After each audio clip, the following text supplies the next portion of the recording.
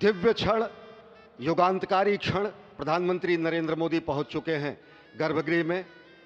प्राण प्रतिष्ठा होनी है भगवान श्री राम के बाल मूर्ति के बाल विग्रह की।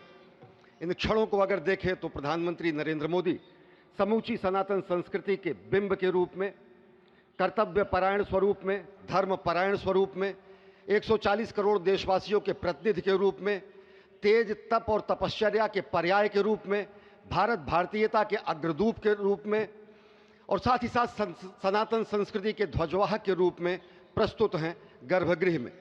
सनातन संस्कृति के संवाहक के रूप में, भारत की एकात्मता के, भारत के वैभव के इस अटूट प्रदर्शन के आज दिन को पूरी दुनिया साक्षी हो रही है।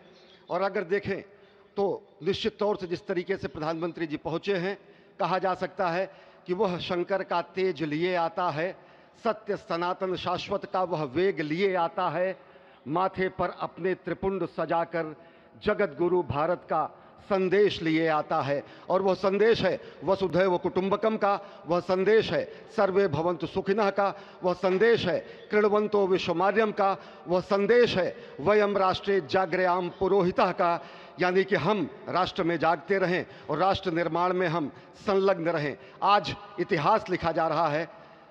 सप्तपुरियों में सर्वश्रेष्ठ भगवान श्री राम की जन्मभूमि अयोध्या में दिव्य भव्य नव्य मंदिर में प्राण प्रतिष्ठा के लिए प्रधानमंत्री संकल्प ले रहे हैं। ये संकल्प है उन हुतात्माओं के लिए, ये संकल्प है उन बलिदानियों के लिए, ये संकल्प है उन राम भक्तों के लिए, ये संकल्प है भारत भारतीयों के लिए, ये संकल्प है सनातन संस्कृति के लिए, ये भारत के जगत गुरु स्वरूप का भी संकल्प है। और आज हम साक्षी बन रहे हैं, प्रधानमंत्री साक्षी हो रहे हैं, साक्षी भाव से उपस्थित हैं श्री राम लला के बाल मूर्ति विग्रह के सामने। अजय, जिस तरह से आप ये अद्भुत दृश्य देख रहे हैं, सुनील शास्त्री जी इस वक्त प्राण प्रतिष्ठा के लिए संकल्प कराते हुए, और प्रधानमंत्री एक तरह से इस प्राण प्रतिष्ठा के संकल्प के बाद जो 6 गृहस्थ हैं वो इस प्राण प्रतिष्ठा के कार्यक्रम को अपनी ओर से, जिन्होंने लगातार तपस्या की है, भूमि पर शयन किया है, बिना कोई अन्न ग्रहण किए, लगातार जब से उन्होंने प्राण प्रतिष्ठा का संकल्प लिया है तब से वो 6 के 6 परिवार तपस्या कर रहे हैं। आप सभी जानते हैं कि इस वक्त प्रधानमंत्री मोदी भी पिछले 11 दिनों से तपस्यारत हैं और उन्होंने दक्षिण भारत के अलग अलग मंदिरों में जाकर के अपने इष्ट भगवान श्री राम, अपने इष्ट भगवान श्री शिव का दर्शन किया है। और शिव की बात है तो आप देख लीजिए कि जो पीछे आचार्य इस वक्त आपको दर्शन दे रहे हैं वो काशी से पधारे हैं। वही काशी जो भगवान राम के सखा हैं, वही काशी जहां पर भगवान शिव भगवान राम के स्वामी के रूप में विराजते हैं, वो जगत गुरु हैं। इसलिए काशी भी मगन है, क्योंकि काशी से ही ज्योतिषी गणेश्वर द्राविड़ ने इस पवित्र मुहूर्त को निकाला है, जिन्होंने जो भूमि पूजन का भी जो ज्योतिषाचार्य का महत्व बताते हुए दिखाया था। और इस वक्त आप देखिए कि गर्भगृह में बहुत ही विशिष्ट मेहमान प्रधानमंत्री के साथ इस वक्त आरएसएस के प्रमुख मोहन भागवत जी भी पधार चुके हैं। इस प्राण प्रतिष्ठा समारोह में अनंत अनंत कोटि आत्माओं की भावनाओं को अपने हाथों में लिए करबद्ध प्रार्थना भगवान श्री राम से, भगवान श्री शिव की धरती से पधारे आचार्यों की उपस्थिति में बहुत ही दिव्य क्षण। वर्तमान में कहा जाए तो भगवान शिव सबसे अत्यधिक प्रसन्न, क्योंकि स्वामी, सखा और मित्र ये तीनों ही संबंध भगवान शिव का भगवान श्री राम से। आधे अद्भुत क्षण आपके समक्ष। प्राण प्रतिष्ठा का समय, अद्भुत क्षण, युगांतकारी क्षण, इतिहास में स्वर्णाक्षरों में दर्ज होने वाला क्षण।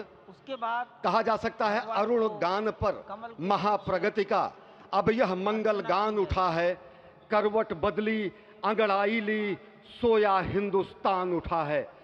यह संकल्प के सिद्धि होने का दिन है, यह हमारे पुरखों से किए गए वादों का पूर्ण होने का दिन है, यह विधाता से दिए गए वचन को पूर्ण करने का दिन है, यह उस शपथ के पूरा होने का दिन है जब कहा गया कि जन जन के मन में राम रमे और प्राण प्राण में सीता हैं, हर हृदय की धड़कन रामायण पग पग पर बनी पुनीता है।